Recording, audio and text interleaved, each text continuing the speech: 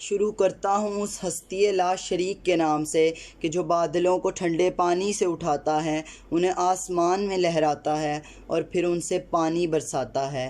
میں کروڑوں مرتبہ درود بھیجتا ہوں حضرت محمد مصطفیٰ صلی اللہ علیہ وآلہ وسلم پر کہ جنہوں نے اشرف المخلوقات کو فہم و فکر کے معیار بخشے۔ محترم صدر، مہمانان گرامی قدر اور معزز اساتذہ کرام، السلام علیکم۔ آج میری تقریر کا موضوع ہے یوم دفاع۔ کسی شاعر نے بھی کیا خوب کہا ہے، ہم کسی کھیل کے میلے میں کہاں ہوتے ہیں، ہم کسی کھیل کے میلے میں کہاں ہوتے ہیں، جس جگہ خون طلب ہو سو وہاں ہوتے ہیں۔ دل میں جذبہ تو ہے ایسا کہ فلک کانپ اٹھے، دل میں جذبہ تو ہے ایسا کہ فلک کانپ اٹھے، آسمانوں پہ بھی پیروں کے نشاں ہوتے ہیں۔ یہ میرا عشق جنوں خیز ہے میرے پرچم، یہ میرا عشق جنوں خیز ہے میرے پرچم، تجھ پہ مرنے کو تو ہم لوگ جواں ہوتے ہیں۔ جناب والا، ابھرتی امنگیں، زندہ دلوں کا شہر لاہور، گونجتی ہوائیں، نعرہ تکبیر کی صدائیں اور پاکستان زندہ باد کے فلک شگاف کہ انہی نعروں اور صداؤں میں پاکستان کا پرچم بڑی عزت و آبرو کے ساتھ اتارا جاتا ہے کہ یکدم خدا کے دشمن نے خدا کے بندوں کو دھماکے سے اڑا دیا۔ ہر طرف انسانی عذاب بکھرے ہوئے نظر آتے ہیں۔ ان لوگوں کا لہو اس سبز ہلالی پرچم پر بھی پڑا ہوگا کہ جسے ابھی ابھی عزت و آبرو کے ساتھ اتارا گیا تھا۔ یہاں موجود لوگوں کا لہو یزیدیت کو حسینیت کا درس دے رہا ہے، یہاں موجود لوگوں کا لہو دشمن کو للکار رہا ہے۔ اسی موقع پہ مجھے ایک شعر یاد آیا کہ یہ کھیل شروع تم نے کیا، اختتام ہم کریں گے رنگین، یہ کھیل شروع تم نے کیا، اختتام ہم کریں گے رنگین، تمہیں زندہ رہنے کا شوق ہے اور ہم جیال شہادت کے ہیں شوقین۔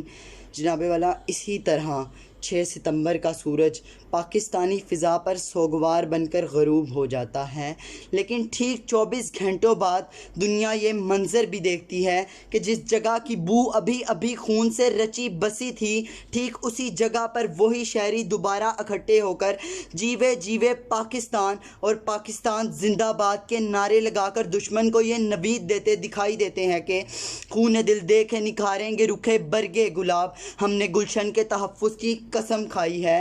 بقول شاعر، دوپٹہ بھی نہ ملے گا کفن کے لیے، دوپٹہ بھی نہ ملے گا کفن کے لیے، ہم کیوں لڑیں صنم کے لیے، ہم تو لڑیں گے وطن کے لیے، پرچم تو ملے گا کفن کے لیے۔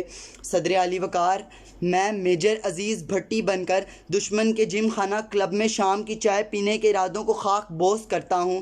ہاں، میں نے گلشن کے تحفظ کی قسم کھائی ہے کہ میں راشد منہاس بن کر دشمن کے طیاروں کا رخ موڑ دیتا ہوں۔ ہاں، میں نے گلشن کے تحفظ کی قسم کھائی ہے کہ میں ایم عالم بن کر 1 منٹ میں دشمن کے 5 طیارے تباہ کر ڈالتا ہوں۔ ہاں، میں نے گلشن کے تحفظ کی قسم کھائی ہے کہ جب دشمن گلشن کے پھولوں کو کچل دینے کی کوشش کرتا ہے تو میں طائرہ قاضی بن کر دشمن کو للکارتا ہوں کہ ارے بزدل گولی ان بچوں پر کیوں چلاتے ہو، ارے بزدل گولی ان بچوں پر کیوں چلاتے ہو، گولی چلانی ہے تو مجھ پر چلاؤ، گولی چلانی ہے تو مجھ پر چلاؤ۔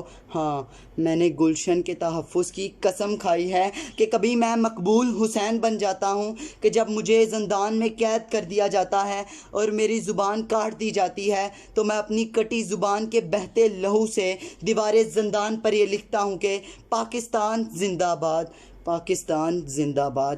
ہاں، میں نے گلشن کے تحفظ کی قسم کھائی ہے۔ آخر میں ایک شعر عرض کرنا چاہوں گا کہ مر کر بھی نہ نکلے گی دل سے وطن کی الفت، مر کر بھی نہ نکلے گی دل سے وطن کی الفت، میری مٹی سے بھی خوشبوئے وفا آئے گی۔ شکریہ۔